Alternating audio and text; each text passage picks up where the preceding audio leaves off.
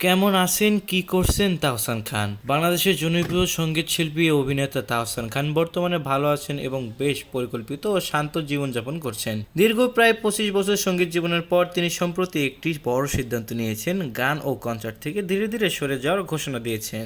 রজত জয়ন্তী উপলক্ষে বিদেশে কয়েকটি কনসার্ট করার পর তাহসান জানান, জীবনের এই পর্যায়ে এসে তিনি আর আগের মতো ব্যস্ত থাকতে চান না। ব্যক্তি জীবন, মানসিক শান্তি ও নিজের সময়, এই বিষয়গুলোকে এখন বড় গুরুত্ব দিয়ে দেখছেন। এ কারণেই নতুন গান প্রকাশ, লাইভ শো থেকে দূরে থাকার সিদ্ধান্ত নিয়েছেন তিনি।